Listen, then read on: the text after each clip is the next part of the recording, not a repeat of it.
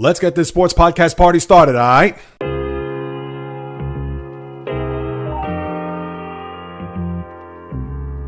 The JAYREELZ podcast. What is happening, my good people? Greetings. How are you? How's it going? How's everybody doing out there? What is the latest and greatest? Hope everybody's doing well, feeling fantastic, in excellent spirits. Time to unpack another weekend of sports on the podcast that covers not just one, not two, not three, but all sports, as this is the JAYREELZ podcast with your host, JAYREELZ. For my first timers, welcome aboard. And for those who've been banging with me, going back to the very beginning, somewhere in the middle, or even as early as this past Thursday, I welcome you guys and gals back. And now that we are finally, and it's weird to say finally because we all know the NFL season flies by, but with the imbalance of the 17 games and the 18-week schedule, and getting to this point almost feels like a slog because it's been one of the more memorable seasons to date. We get it that there may be some fatigue here if you're talking about the games overseas or the 1 o'clock games, which have been, let's face it, not as exciting as we've seen in years past, or the 4 o'clock window kind of been like, there's only 2 or 3 games to really chew on. Generally, the one game is the game of the week, but yeah, it has not been spectacular. Or the 2 Monday night games as we've seen, or obviously the Thursday night games, which have been a little bit better as of late, but nothing really to write home about. This is the NFL in 2025. This is what you're going to get. And that's why, although we're here finally past the halfway point, as I mentioned just a second ago, but you also have to think about how this season, I don't want to say it's dragging along, but now it's, all right, here we are. And as the dust settles here after every team has played at least 9 games, and we know that there's 17 games to be played on the schedule for all 32 teams in the National Football League. But before I can even take a look at the second half, which I'm going to talk more about on Thursday's podcast, you're going to have to come back as I look into my crystal ball to see how it's all going to unfold. But pretty much your takeaways here from this first half, and of course I'll get through what happened in the NFL, and I'm going to do it in a way as I kind of break down the surprises, disappointments, things of that nature with the games that had taken place yesterday. When we look at what's transpired and kind of get a 30,000-foot view of things, I will say that the AFC has been turned upside down. The teams at the top we would think have been maybe somewhere in the middle, maybe even at the bottom of the conference, but really it's flipped on an ear. When you have Indianapolis, New England, and Denver as your top 3 seeds, kind of brings you back to the mid-2000s when Peyton Manning, Tom Brady, and for Denver, you had even at that time was Jake Plummer was your quarterback. But the AFC, where you don't see Kansas City at the top, where you don't see Baltimore at or near the top, when you don't see the Houston Texans usually in first place at this time, where they've won division titles and usually host a wild card game and can't get past the divisional round, those teams are nowhere to be found. And even the Steelers, you want to throw them in there? Oh, I'm disgusted with them. I don't even want to talk about them, but of course I have to touch on them a little bit later on. The AFC and what you've seen here has almost been a renaissance with the aforementioned teams at the top. And I have to say, as of right this very second, if you're going to ask me who the best team in the NFL is, then I get it. Who cares in the early to mid part of November? It's all about who's going to be the last 2 teams standing in a Super Bowl. And of course, whomever's going to plant their flag at the top of the NFL mountain in order to be crowned as champion, which, as I mentioned, 12 weeks from yesterday, and actually now less than 3 months from this past Saturday. I'd have to say, as crazy as this may sound, you may think, oh, JAYREELZ, who is it, the Philadelphia Eagles? No. It can't be the Colts, right, JAYREELZ, even though yesterday had that big win in Madrid, the first ever NFL game in Madrid, where the Falcons and Colts played, to where Jonathan Taylor rushed for 244 yards, 3 touchdowns, 32 carries, and arguably could be the MVP of the league. No, not the Colts. No, it's not the Broncos. No, it's not the Detroit Lions, who had a win in Washington yesterday and quite easily against the Commander team that is pretty much now put them out the pasture.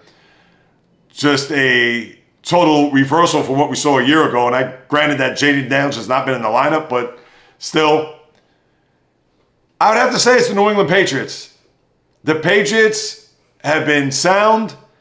They have been steady. At times spectacular, maybe against the wrong teams, because it's not as if they've beaten up a lot of good teams. Now, you got to give it up. They did win in Buffalo on a Sunday night earlier this year. And then yesterday, win in Tampa, a Buccaneer team that has certainly been feisty, that's certainly been a top team in the NFC. And for them to display their talents and to show how Drake May is growing right in front of our eyes and have a very solid run game as we've seen, and their defense maybe not harken back to the days when the coach Mike Vrabel had Richard Seymour and Teddy Bruschi and guys that were just running amok in the AFC, especially against the Indianapolis Colts, how they beat up on Peyton Manning in those early 2000 years when they won 3 or 4 Super Bowls. But I have to say that the Patriots have really been quite the surprise in the NFL. Now, mind you, their number was 8.5 in Vegas, and if you pick them as an over, you're going to make out like a bandit. Me, prior to the start of the year, I picked them as an under, and all they need is one more win. So I am looking awful when it comes to my over on the win totals, and maybe I'll get to those in a little while. But the Patriots, I think right now, if you have to ask me who the best team in the sport is, after 10 weeks and 9 games, it's them. Name me a better team. I understand there are people in Philadelphia going to say, what about us, JAYREELZ? We're the defending champs. We're 6-2. All right, we have a game tonight against Green Bay at Lambeau, which if they win, they're 7-2. And even though that the Patriots have a half game ahead of them when it comes to the overall standings, but people are going to look at New England still going to be better, even if the Eagles do win tonight record-wise. And for a Patriot team with Mike Vrabel as coach, and with a quarterback, as I mentioned, Drake May, who a lot of people thought he was going to have some progress this year after a slow start to his rookie year, but certainly made some waves in the second half. And now look at where they stand.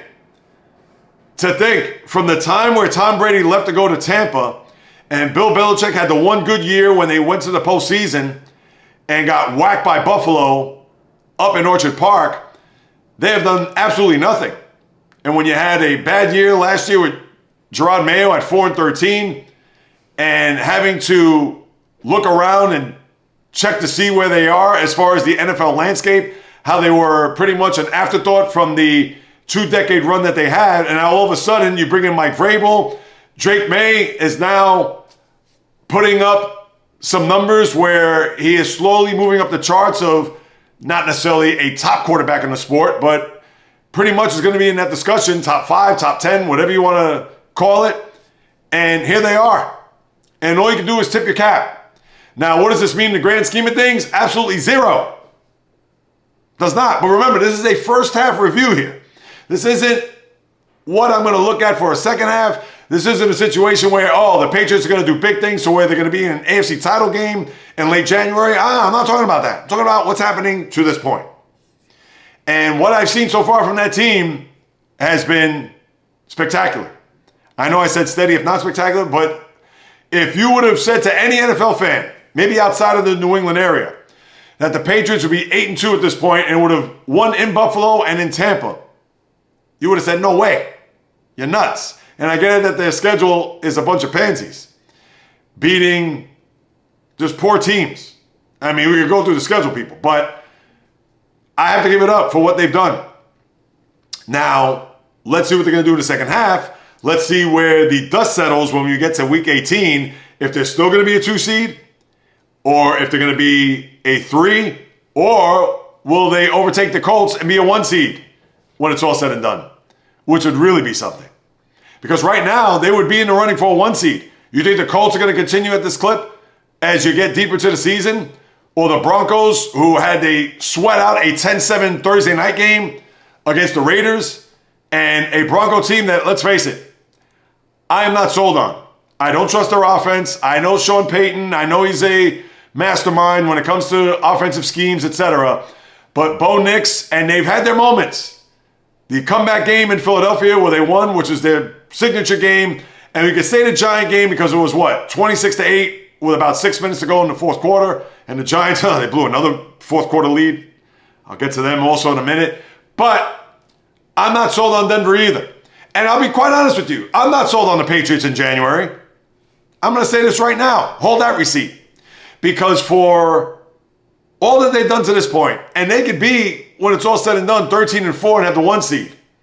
But you mean to tell me that come divisional round, and I get it that the Patriot organization knows their way around having home field throughout the AFC in years past under Tom Brady and Bill Belichick, but do I automatically think that, oh, well, they're going to make it to a Super Bowl or easily, excuse me, I can't even speak right now, easily an AFC Conference Championship game? No.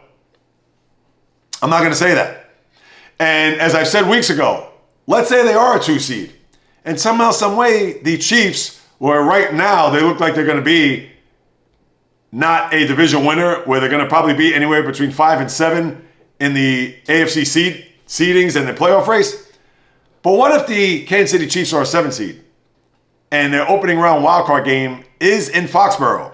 You mean to tell me you're going to be 100% confident that the Patriots are going to win that game, despite the Chiefs certainly being probably at their most vulnerable that we've ever seen in the Patrick Mahomes, Andy Reid era?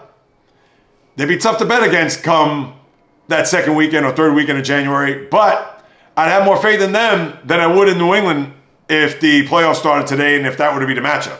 So that is my point. But again, we're talking first half. We're not looking down the road.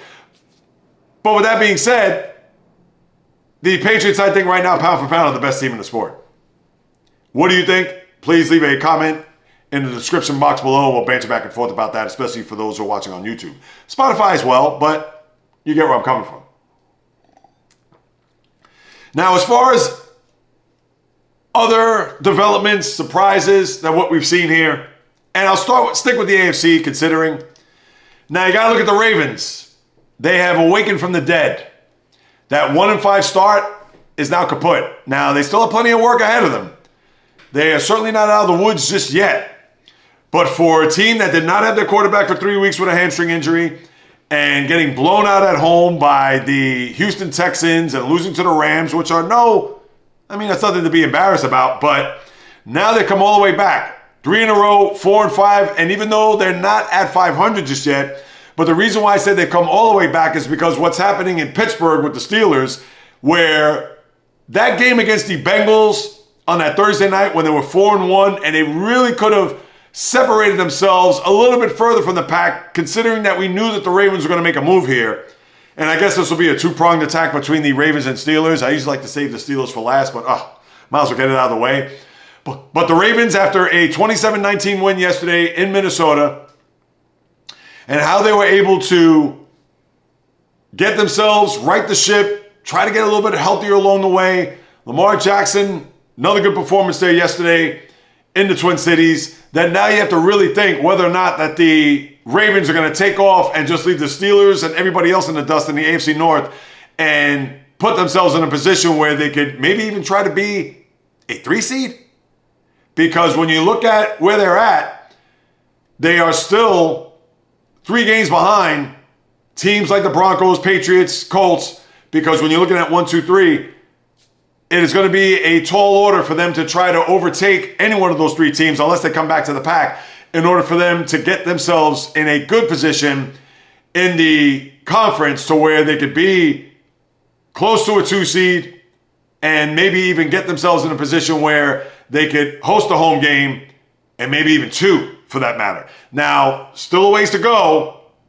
A lot of football to be played between now and the early part of January when the season concludes. But right now, they're looking like they're going to be a team to watch out for in the AFC. Where the flip side of that coin, the Steelers. Last night was about as abominable as an offensive game that I've ever seen.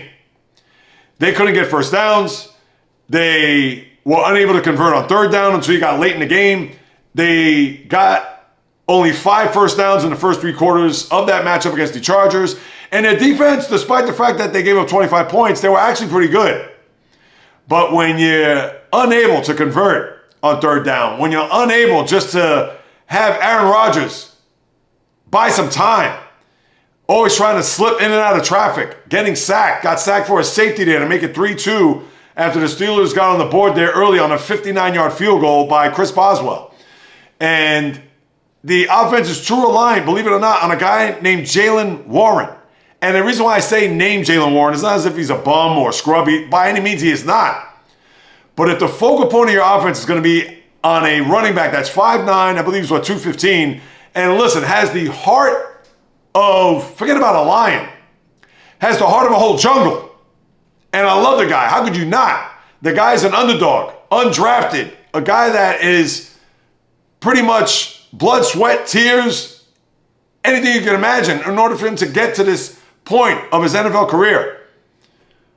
But for whatever the reason, they have not been able to keep Aaron Rodgers upright. They haven't been able to get any type of consistency offensively. And although they've had their moments this year, but nobody's going to confuse them with the, dare I even say, not that they won anything, the killer bees of Ben Roethlisberger, Le'Veon Bell, and Antonio Brown of the mid-2000s, or 20-teens, I should say. And this team is just an eyesore. Their offensive line has not been able to gel, and I understand they had Andrews Pete there yesterday, no Mason McCormick, and for them to try to piecemeal it together with a young offensive line, they just don't have what it takes to be a bona fide playoff team or a team that could wreak havoc once they get to January. We're lucky if this team's going to even make it to January at this point. And remember, they were 4-1 just 4 weeks ago. Since then, they've lost 3 or 4. And I understand the one game was against the Colts where they got 6 turnovers. But this team is abominable. They have not been able to muster up any type of consistency on either side of the ball. And I hate to say it, if you're a Steeler fan right now, with the way the Ravens are playing, they're going to be in the dust. Because even if they have a record that is going to end up being 5 through 7, I'm going to say, the teams that are going to clinch divisions, I mean, how confident are you going to be going into a postseason, if they do qualify for the AFC, on whether or not that they're going to have, forget about a good game in order for them to advance. How about a good drive, let alone a good half, let alone a good quarter? That's how awful they've been. And I'm sorry, no matter how you slice it, no matter how you want to break it down, etc., this is a team. And I know I said Mason McCormick, my apologies. That was Isaac Seumalo. So I got my guards all mixed up because Pete had to fill in for Seumalo. And we saw what the outcome was last night at SoFi. So for this team, that I don't know how they're going to get their act together. I don't know how they're going to be able to. Yeah, they're going to win some games, but, and I understand that they still have 2 games against the Ravens, which could go either way, and their first game is what? I believe 3 weeks from yesterday. Don't they play on the 30th?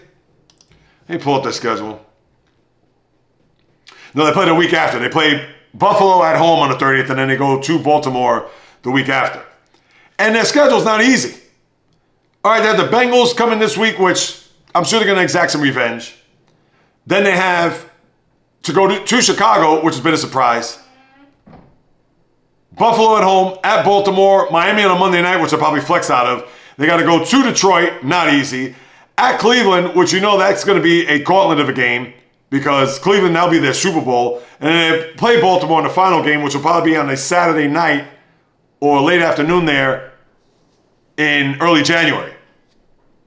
I mean, where do you see help that's going to come for this team in order for them to get on a roll to maybe even win a division, or even better yet, try to clinch as a 6 or 7 seed? And we've seen how that's gone for Pittsburgh this year. And like I said before, and I'll say it one more time, I thought their ceiling would be 12-5, and their floor would be 9-8.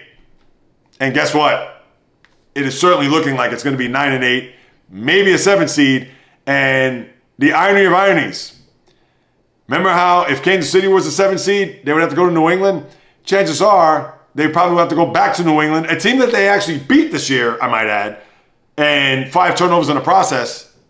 But this is why we have to wait and see how this rest of this football season is going to unfold, because right now the Steelers season is slowly but surely slipping through their hands with a tough schedule, 2 games against the Ravens, and who knows what else is going to be left in their wake once we get to Week 18. Now, that is your AFC. Who knows what else is going to happen here with the Chiefs, Ravens, who I think are going to be fine. I think the Chiefs are going to be fine too. I think they're going to make the postseason. And pretty much the Chargers are looking like that other team. And if that's going to be a case where you're going to have Chargers, Ravens if they win a division, Chargers, Chiefs, and who's that third team? I mean, I couldn't even tell you right now. I mean, right, you throw your hat in the ring, whether that's Pittsburgh, whether that's Jacksonville that's falling on hard times. And look about Jacksonville. They were up by 19 points, fourth quarter, and they spit the bit. And I looked at that team as a disappointment this year. And although they played well and they're over 500, but Lee and Cohen, you got to win that game. I understand it's on the road, division opponent, but how are you going to let Davis Mills, of all people, just run you out of the building in that fourth quarter? I mean, yeah, you can't make it up.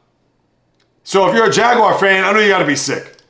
And with the AFC, when you look at the rest of that conference, and I understand crystal ball or not, now Buffalo's going to be that other team too. How could I forget? So you're going to have Chargers, Bills, Chiefs. Those are going to be the 3 teams. At least I think. Because even though the Ravens, Texans are on the outside, and you would think that the AFC South is going to go, obviously, the Colts' way. So they're going to cruise to a division title. Excuse me, but the AFC is pretty much looking cut and dry right now. Where in the NFC, who would have thought in their wildest imagination that the Seattle Seahawks, as of right this very moment, is your 1 seed in the NFC? I mean, I never thought that. And mind you, they are tied at the top with the Rams, who beat the Niners yesterday. And I know the Niners are a mass unit, and that's the first loss there by the Niners in the division, because they're already beaten Seattle, Arizona, and the Rams. But now, with them losing to the Rams there yesterday, and the Rams up 21-0, and then the Niners did come back to make it 28-20. And then from that point on, the next drive, touchdown, and they end up going away, winning up at Levi Stadium. So how I look at the Niners, I know they're going to be a tough out. I know they're going to be in the mix. Right now, they're on the outside looking into the playoff picture. But you would think when it's all said and done, they'll probably find a way to get into the postseason as opposed to not to. Now, it's going to be tough because the bottom of that bracket, I mean, think about this. The Chicago Bears right now who are playing well, and earlier this year I picked them as a surprise team from the NFC, but there is a little bit of magic going on there, and Caleb Williams is finding his way. I know they were down by 10 with less than 4 minutes to go, and they came back to beat the Giants, and I know they knocked Jackson Dart out, who had a concussion, and this is the problem real quick with the Giants, and how Brian Dable, I don't think he's going to survive this. And maybe the GM doesn't survive either. But Brian Dable has to tell this kid to slide. He is not built like Cam Newton. He is not Dante Culpepper. And he's certainly not Josh Allen.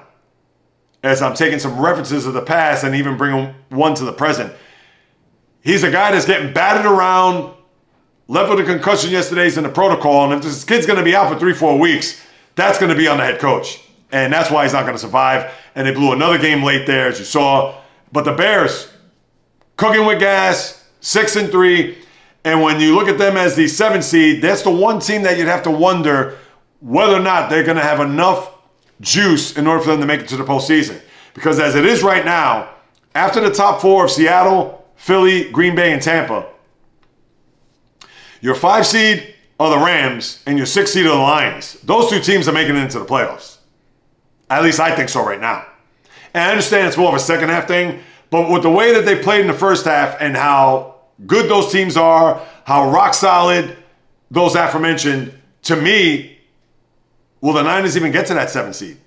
And you would think they would, considering it's the Bears, and we have to see the Bears play real meaningful games in December in order for them to qualify for a postseason in January. But give it up, the Bears have been fantastic. And the rest of the conference, I mean, you just do this. You shrug, like the emoji there on your smartphone. Because other than those top 6, 7 teams, at least in the AFC, maybe, just maybe, even though you got Buffalo, I understand, and even though the Chargers, they look like they're going to be a playoff team, so you're going to have that one team left. But I can't trust Buffalo right now, and I'll get to them in a minute as I go through the rest of the games. But right now, it's almost looking like, and I guess I can look at this more, I know second half and JAYREELZ, come on, we're talking first half, right? Yes, I get it, but right now the NFL is just very top heavy. I guess that's the best way to put it. And what I mean by that is that you could pretty much look to see which teams are going to be there when it's all said and done. It's not as if you have so many teams in the mix because you have so many bad teams in the sport. I mean, you have Tennessee, which with Cam Ward, and you expect a long year, and they fired their coach earlier this year. The Browns, 2-7. I know maybe a little bit more competitive now with Dylan Gabriel, but still not any good. The Raiders, I thought they were going to be a surprise this year. A flat-out, forget about disappointment. They are a flat-out embarrassment. Pete Carroll, I'm sure he's probably thinking to himself, why did I come back out of retirement to this? Just awful. The Jets played better, Justin Fields notwithstanding, but when you get a punt return and a kickoff return for touchdowns and win the game, I get it against the lowly Browns. I mean, at least you have something to puff your chest out. Maybe not much as far as the rest of that offense yesterday with Justin Fields. Ooh, another one to just totally forget about. But the Jets, not any good. And the Dolphins, I know they want to be delusional after beating the Bills yesterday, but to me, I think that's more on the Bills than it is the Dolphins. They probably took them lightly. I mean, think about this. The Bills were shut out for the first 3 quarters of that game.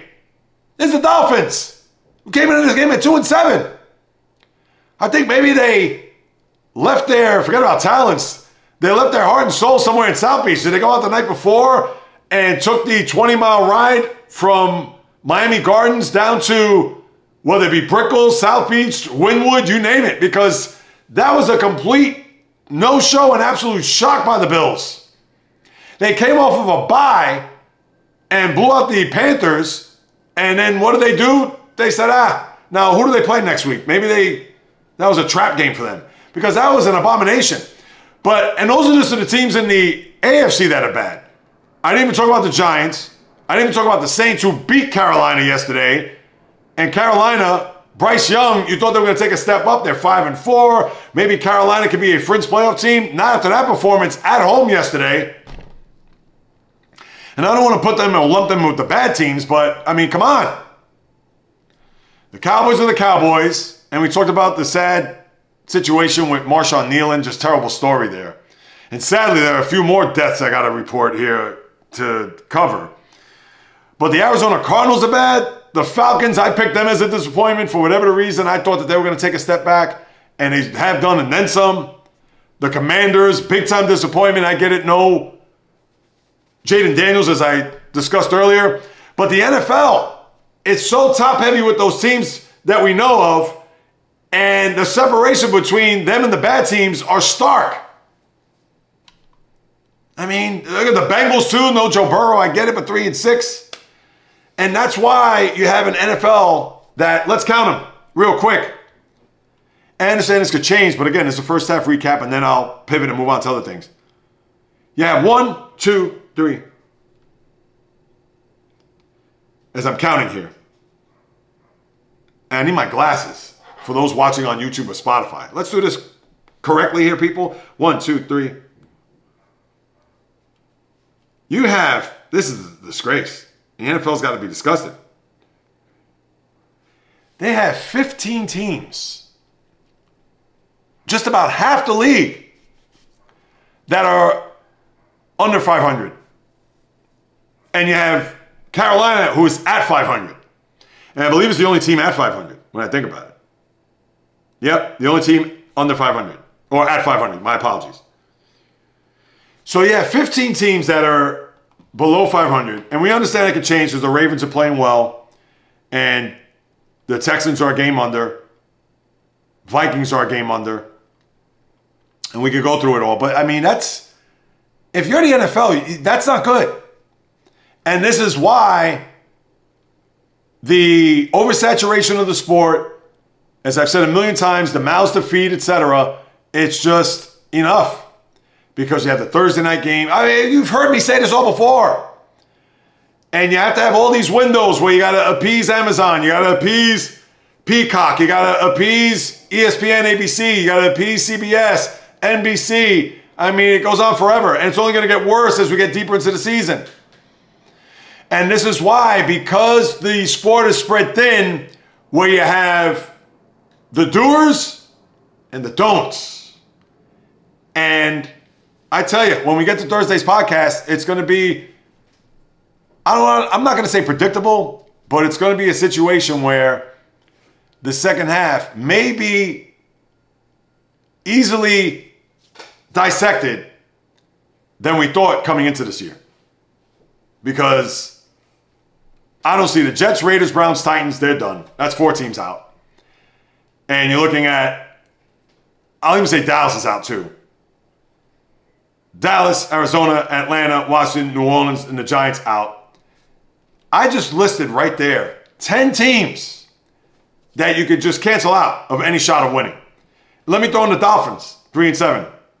Despite Bradley Chubb saying, hey, we can make a run here. I mean, it is just, the NFL's bad. It's putrid. Yes, there are some very good teams. Yes, there are teams that are battling it out. Yes, there are teams that are unknowns, in particular in the AFC, at the top. But right now, ugh. And I understand people say, well, it's JAYREELZ always taking a shot at the NFL. They've done it to themselves. The old saying, when you're at that bowling alley of life, they set it up for me only for me to get there and knock them down. It's the best way to put it. And as far as the rest of the schedule yesterday, what else can I discuss? Buffalo putrid. Giants, bye-bye Dable. Indianapolis still flying high.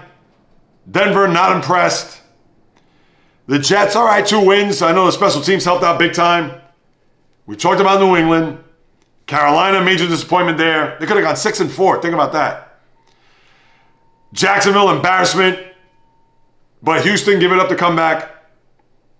Seattle pounds on Arizona. No shock there. Rams beat up on the Niners.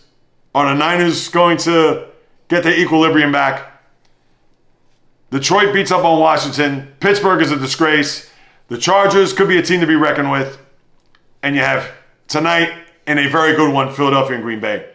What more can I add? What more can I say? What more can I tell you? That is your NFL first half, and even a little bit second half, as you've seen or listened or heard, etc.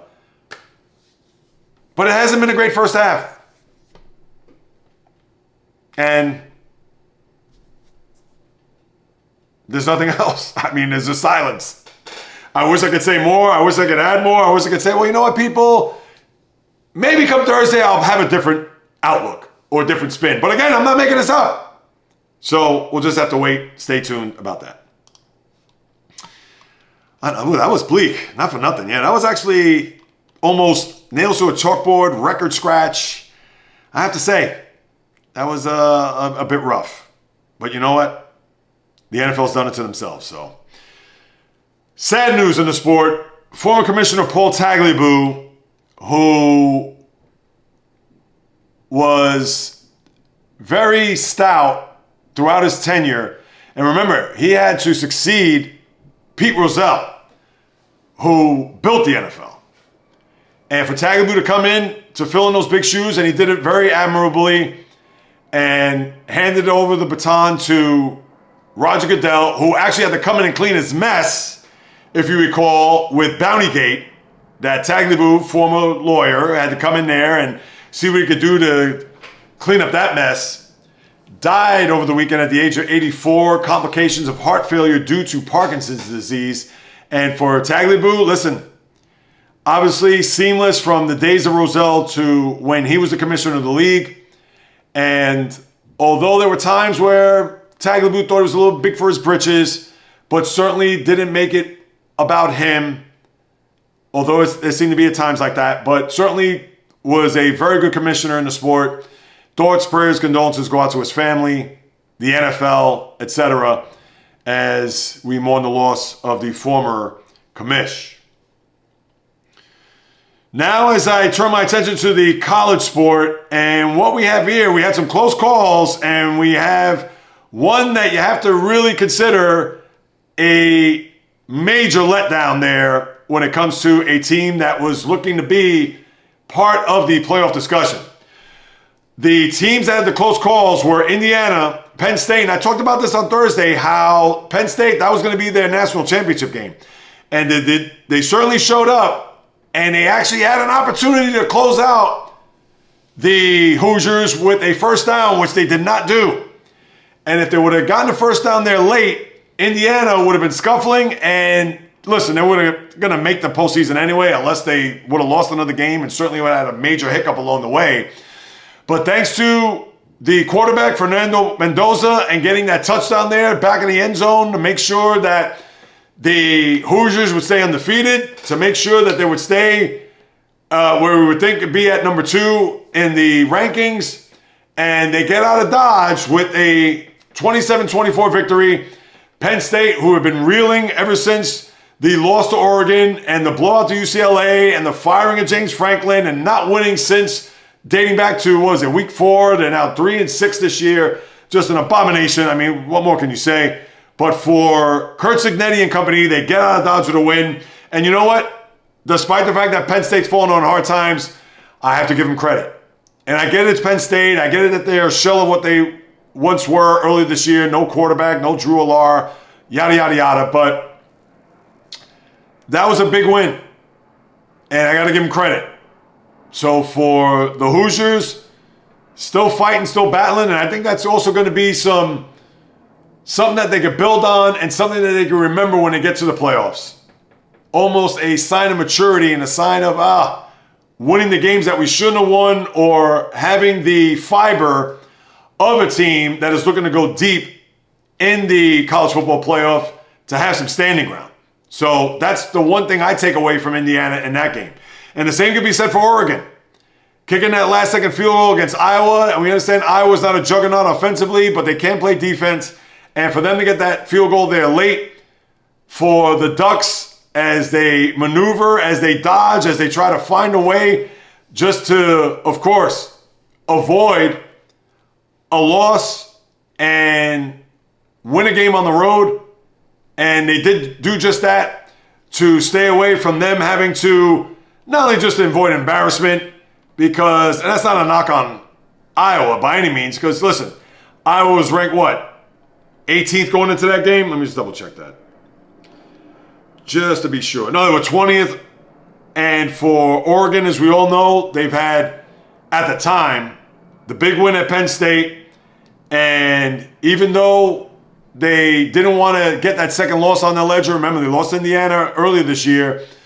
And when you're a 2-loss team, although they probably would have been pulled in by the committee, but still, you don't want to flirt with them having to go elsewhere with another team that's maybe just as deserving. So that was a big win for Oregon there at Iowa, and we'll see where the chips fold over the course of the next 3 games, where they'll play Minnesota this week at home before USC and then at Washington to close out the year.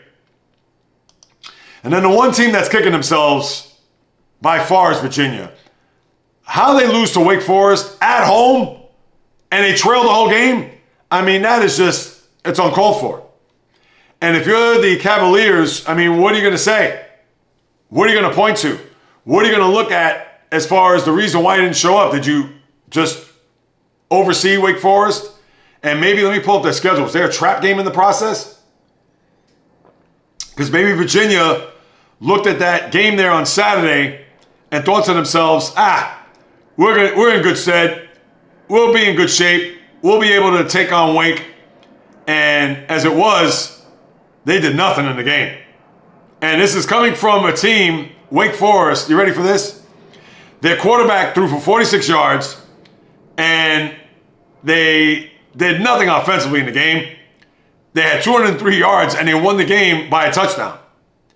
Now, I didn't watch the game. Obviously, they had 3 turnovers, which certainly didn't help.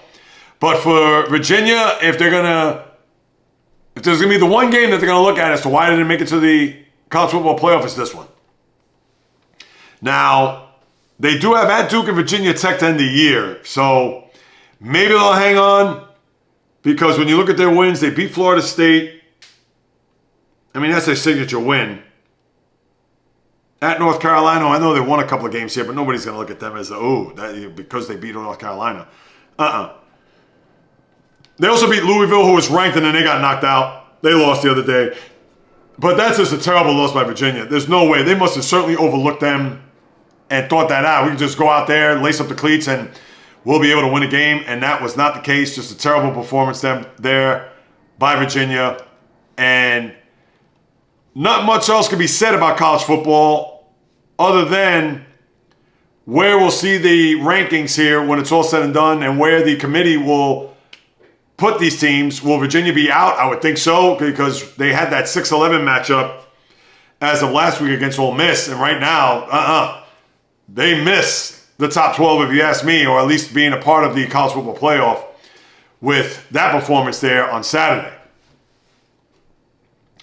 So that's what you have with the college football. We'll talk more about where they stand with the committee there on Thursday. And of course, BYU, how can I forget them? Just a no-show at Texas Tech, 29-7. Texas Tech just ran roughshod. The lowest output of offense by BYU this year. Actually held them to 255 yards at Texas Tech defense. And all you can say is that Texas Tech now, I'm sure they'll move up and get themselves in a better position there when it comes to what the College Football Playoff Committee has in store. And for BYU, they'll probably fall out. Now, I understand they'll still be in the mix. That's their first loss this year. And maybe they'll go to 12. Maybe they'll still be a part of, at least as of this coming Wednesday night, when the selection will be put out there for the world to see as to where the committee stands when it comes to who's going to make it in at this very moment. But yeah, that is certainly not a very, I'll say, inspiring performance there by BYU. So we will review on Thursday as to where these teams stand. But college football, couple of scares, terrible performance there by Indiana, and BYU was a no-show there at Texas Tech, and Texas Tech looking to see what they could do here as we get deeper into this college football season. All right, now I'm going to turn my attention as I lace up the high tops and go through the association. And to me, the big story right now in the NBA are the Pistons. They've won 6 in a row. They beat up on the Nets there Saturday, on top of beating the Sixers there yesterday. And the Sixers have gotten off to a good start there to their season. But and that was a thrilling end to that game. Cade Cunningham was looking like an MVP candidate. And for the Pistons, who were trying to piggyback off of a big year last year where they were a 6th seed, and a pain in the neck to the Knicks in that first round of the playoffs. And listen, it's only 10 games. Not going to get crazy. Not thinking at all they're going to be the beast of the East. But because of their winning streak, I understand they haven't beaten up on a lot of big teams. But Sixers, give it up. They've gotten off, like I said, to a respectable start to their season. But if you're the Pistons and their fans, shout out to my guy Jay in Clio, Michigan, and the Fishing Angel as well. They have certainly performed very well right out of the gate. And let's see, as we'll take a look at the schedule in a moment, as to how they'll perform here throughout the course of the season. But 8-2, very good. Cavaliers have also won 4 in a row, so they're breathing down their necks in the East. And again, I'm not going to break down conferences. It's way too early to even get into that. But between Pistons, who right now, best record in the East, Cleveland, maybe not the 15-0 start they had gotten off to last year, but certainly playing well to the start of their year. Knicks, after winning 2, losing 3 now, have won 4 in a row. Bulls have still continued to play well, though they've lost 2 in a row, and they've actually lost, 3 or 4 to start their year?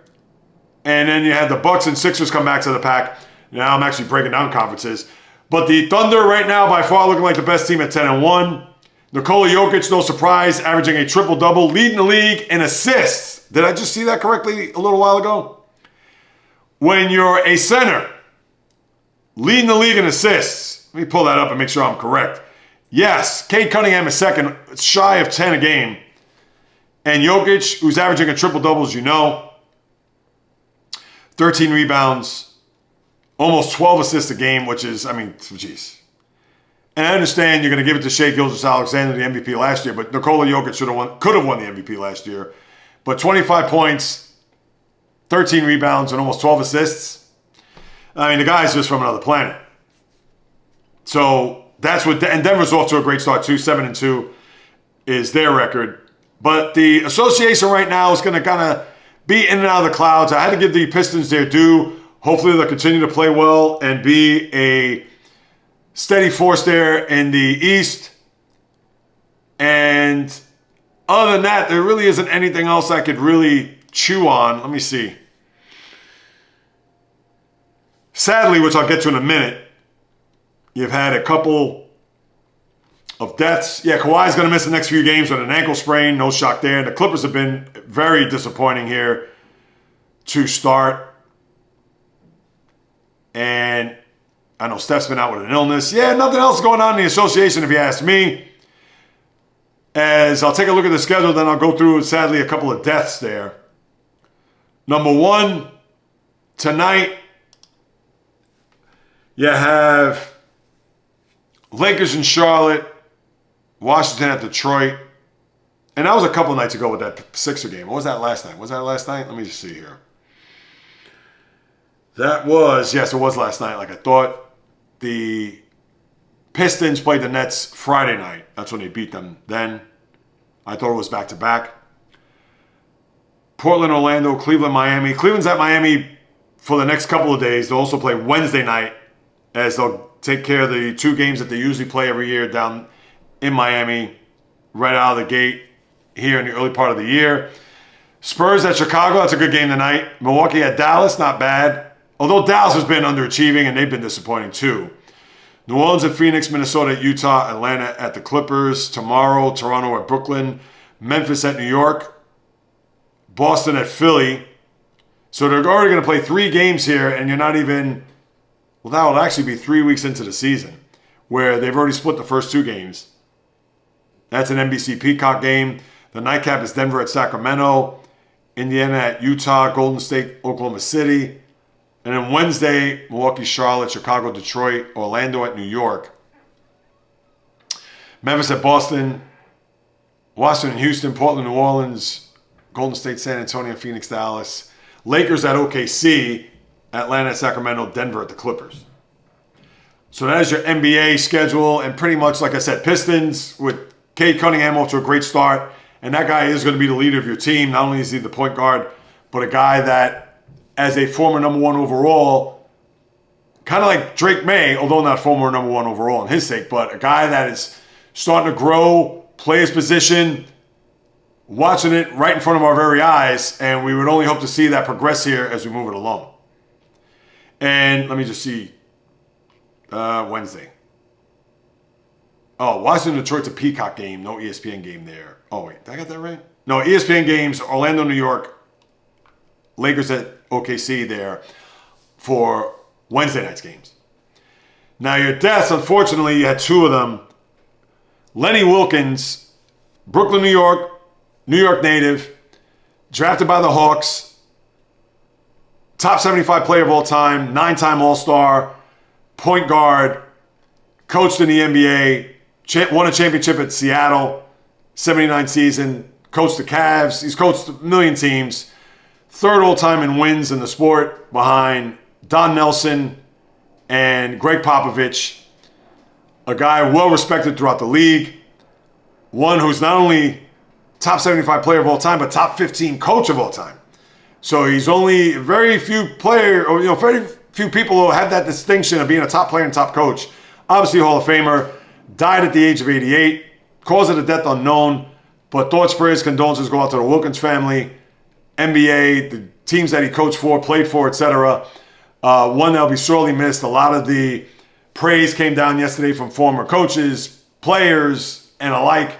And just sad, age of 88. And then you had Richie Adubato, longtime assistant on Hubie Brown's team with the Knicks back in the 80s, but also coached the Magic, Pistons, coached the WNBA, Liberty in the early part. Most games coached in Liberty history. Second in wins because you had Sandy Brondello, who was recently fired, as you know, has the most wins in Liberty history, but a guy who knows his way around the league. Another one well respected. More known for being an assistant, although he had been a head coach in the NBA. Died at the age of 87. Thoughts, prayers, condolences go out to the Adubato family, the NBA, WNBA, the teams he coached for, etc. Two sad passings there with those two coaches. And now that I turn my attention to the NHL, I hate to say it, people, I'm going to be grasping for straws because you do not have much here. NHL right now, when I look at some teams, and my apologies for not going through the schedule on Thursday's podcast. The last two Thursday podcasts I have not gone over the weekend schedule in the National Hockey League. So that one, hand raised high, am at fault. Terrible job on my part. Yes, you've had a few injuries, but am I really going to get into that right now? William Karlsson, he exited the game against the Ducks with an injury. No timetable, day-to-day right now, but didn't have a noticeable ailment or limp or what have you, so we'll have to wait and see what the prognosis is on him. Then you have Rasmus Dahlin, the Buffalo Sabre captain, had to leave to support his fiance. I don't know what's going on there. As a matter of fact, I take that back because I thought about something else, which I'll get to in the next segment. His wife, or his fiance, is recovering from a heart transplant. So talk about thoughts, prayers, and speedy recovery to her. So no timetable for his return there for the Sabre captain.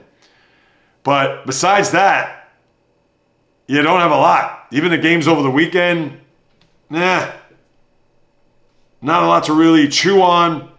Another death to report. Mel Bridgman, the former number one pick, Philadelphia Flyers, also played for the Devils, Red Wings later on in his career, was the Senators' first GM when they first came into the league. What was the Senators' first year? Was it 93? Because after the Sharks, I believe it was 93, the same year that the Florida Panthers were in existence.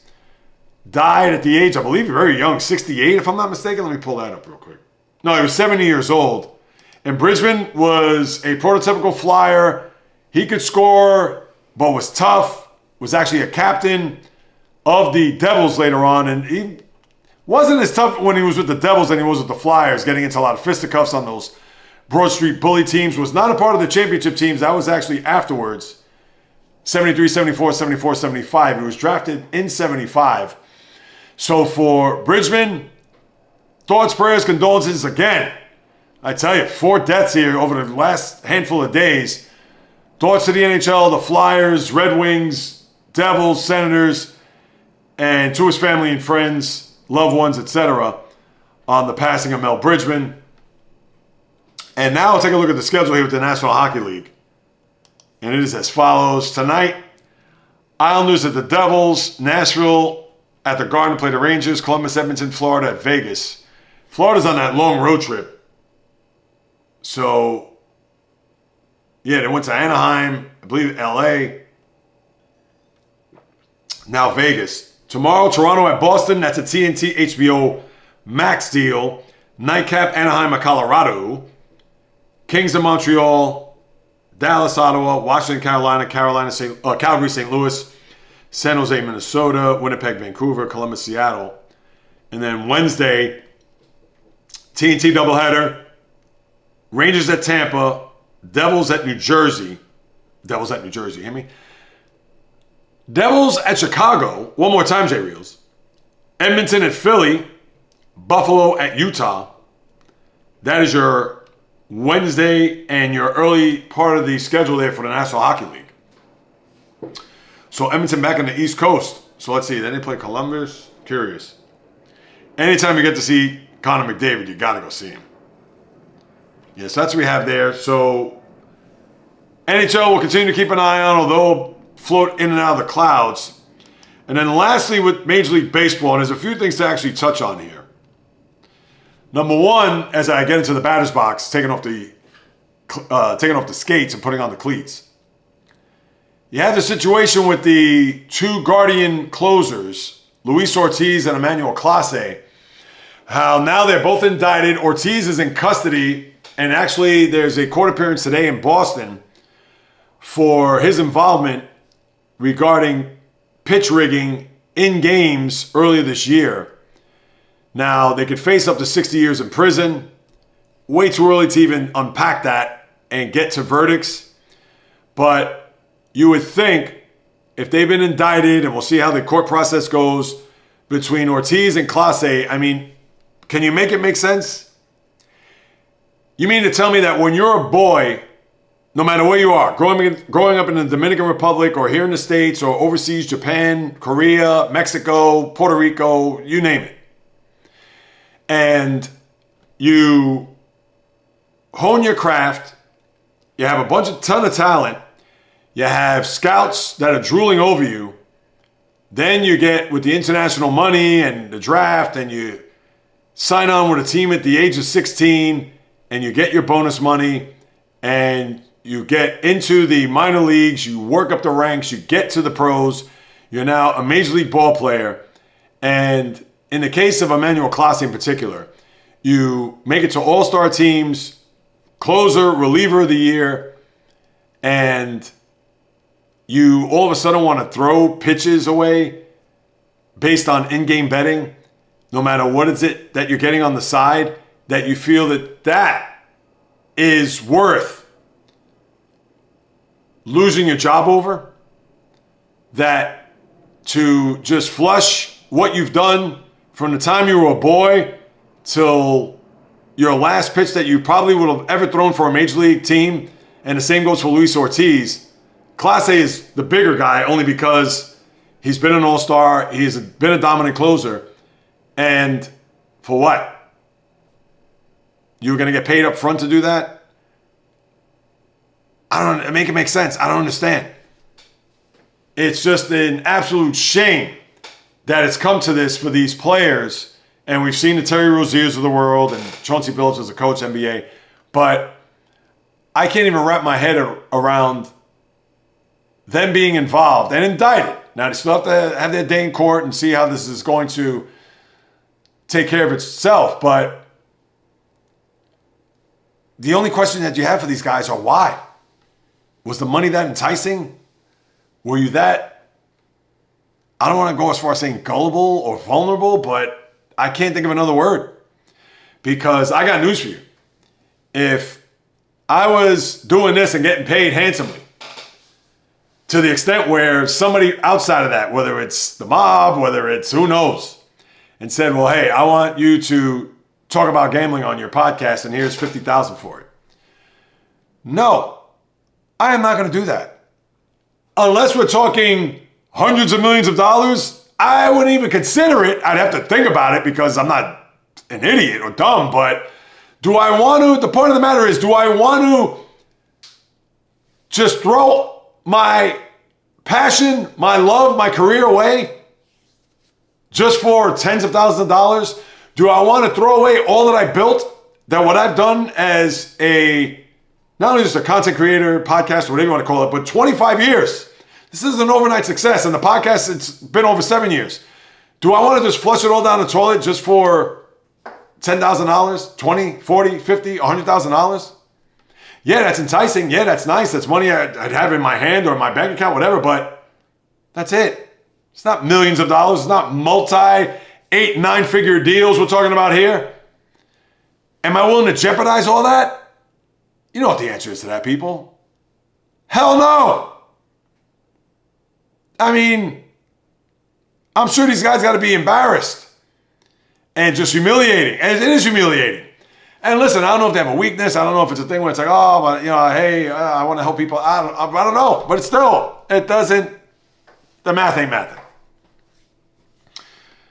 And we'll see. Now, these guys have been charged with fraud, conspiracy, bribery, because in order for them to throw these pitches, instead of throwing strikes to throw balls, they had to be, paid in some way, shape, or form.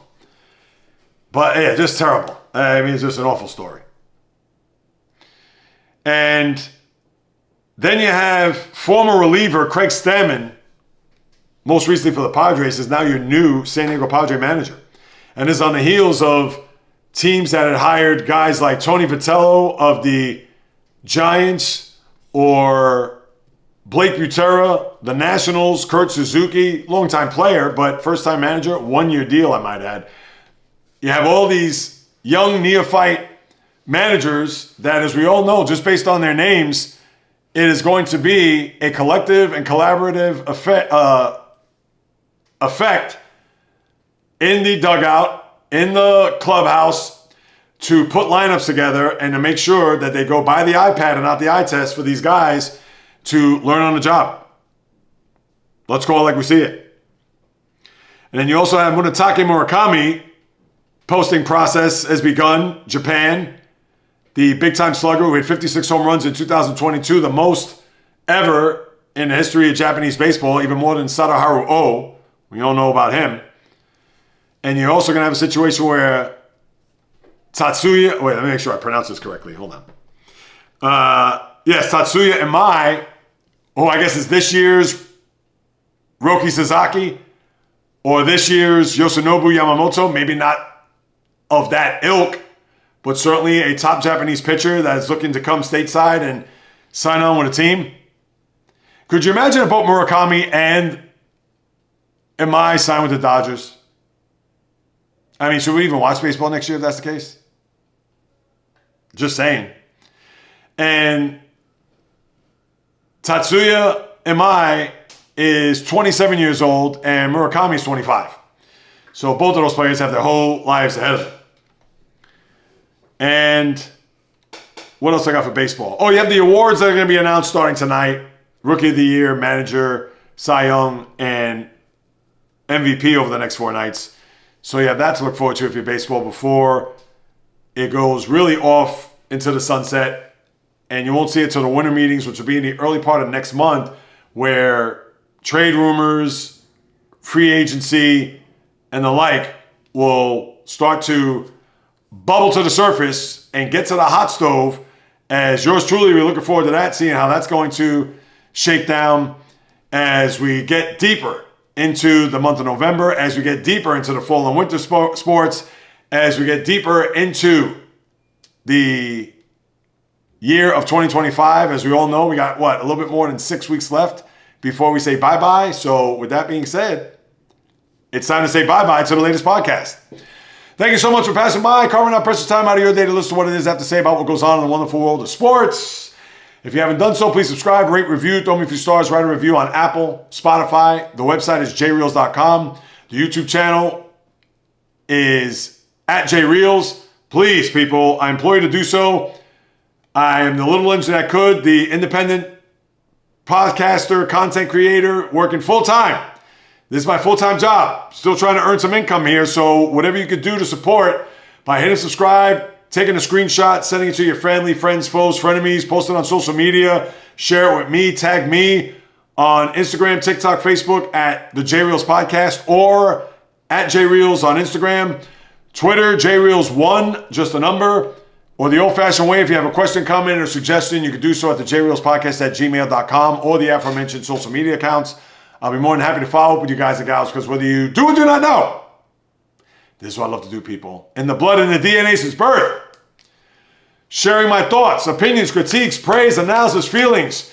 And as long as I sit in front of this camera and microphone, you know that I will deliver all that and then some when it comes to what's happening on the diamond, ice, gridiron, hardwood, golf course, racetrack, tennis court, boxing ring, octagon, you name it. From my lips to your ears, from my heart to your soul, from where I am to wherever you are, the JAYREELZ Podcast always comes correct, direct, and in full effect. From the South Bronx, the South Beach, the South Central, the South Pacific, and all Points beyond. Peace, love, and God bless everybody. And until next time on the JAYREELZ podcast, on the flip, baby.